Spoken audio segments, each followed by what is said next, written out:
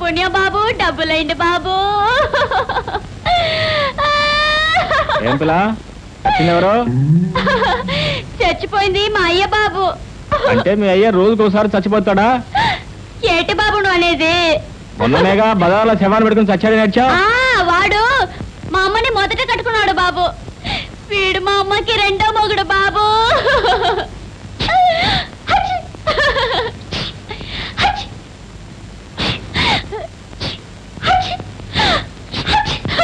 నీ ఒక్క తుమ్ము రెండు తుమ్ముల్లా వినిపిస్తుందండి పిల్ల. అదా బాబు, తుమ్మటలో నాది నా అయ్య పోలిక. ఆడి తుమ్మితే 6 డజన్ మంది తుమ్మినట్టు ఉండేది బాబు. బాబు, సవ పక్కన నక్కలాగా నువ్వెందుకు బాబు ఇక్కడ? డబ్బులేసేసి వెళ్ళిపోకూడదు? చచ్చిన తర్వాత కూడా నీ అయ్య తుమ్ములు మానట్లేదే. ఏ చూడండి, మొహం చూడండి. నేను నిజంగా చచ్చిపోయిన ధర్మం చేయండి బాబు.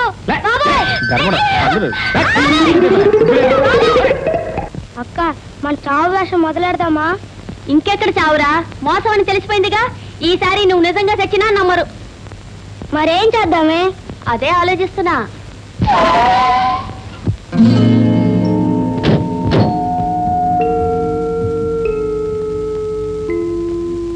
చూడు బాబు, ఈ 100 రూపాయలు తీసుకుని హాస్పిటల్కి వెళ్ళు. అమ్మ బాబోయ్, 100 రూపాయలే దొరికింది దారి. ఏమిటక్క? సొయ్యని ఒక కారు వచ్చిందనుకో. అనుకున్నా. గబుక్కుడే నువ్వు దాని కింద పడ్డావనుకో. బాబోయ్, అనుకోను, కల్లో కూడా అనుకోను. చచ్చినాడా, నేను చెప్పేది వినరా? కారు కింద పడగానే కారు ఆగిపోతుంది. కారులో ఉండే వాళ్ళు కింద దిగుతారు. మనం ఎలా పోతే పోని ఏడుస్తాం. వాళ్ళు డబ్బులు ఇచ్చేస్తారు. ఎంత? 100. అవును, ఆ పని నువ్వే చెయ్యి, నేను చేయలేను. చచ్చినవాడా, నేనే చేస్తా.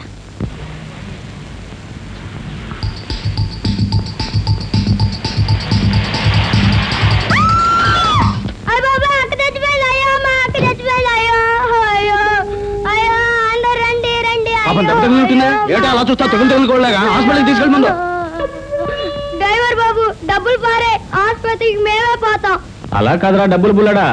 ముందు పోలీస్ స్టేషన్ తీసుకెళ్లి కేసు రాయించి ఆ తర్వాత హాస్పిటల్ తీసుకెళ్తాం. అమ్మా, అంత కష్టం నీకెందుకయ్యా? డబ్బులు ఇచ్చే.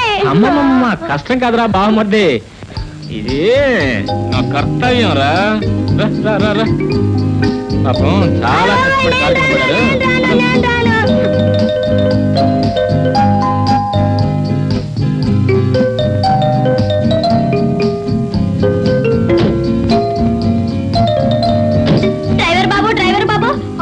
స్టేషన్లో ఎందుకు గానీ 25 రూపాయలు ఇచ్చే, మేము వెళ్ళిపోతాం. అదేం కుదరదు.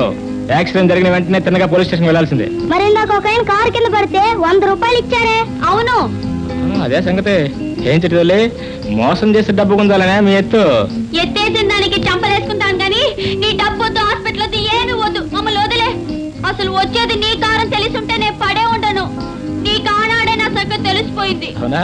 మరి ఇలాంటి చావు వేషాలు వేసి మోసం చేసే బదులు తిన్నగా బ్రతకలేరు? తిన్నగా బ్రతికితే తింటెవరు పెడతారు? ఏదైనా పని చేసుకోవచ్చుగా. అవునులే, ఇలా చెప్పేవాడు తప్ప ఇచ్చేవాడు ఎవడు లేడు. నేను ఇస్తాను, వస్తారా? ఏంటి? ఏం లేదు, ఇల్లు తుడవటం, అన్నం వండటం, టీ కాయటం, ఒక రకంగా పెళ్ళం లాంటి ఉద్యోగం అనుకో. మళ్ళీ ఆ లాంటిది ఎందుకు బాబు? పెళ్ళ ఉద్యోగం ఇచ్చేయండి. నూరుకుండ్రా. సరే చేస్తాను. మరి జీతం ఎంత ఇస్తావు? జీతమా? జీతం ఎందుకు? మీ ఇద్దరు తిండి పెడతాను, నా దగ్గర ఉండండి. అదేలా కుదురుతుంది? నాకు అమ్మ ఉంది, ఇల్లు ఉంది. సరే, జీతం నువ్వు అడిగినంత నేను ఇవ్వగలిగినంత. మరి నా ఉద్యోగం? నువ్వు క్లీనర్, నీ సర్వీస్ ని బట్టి నేను డ్రైవర్ చేసేస్తాను.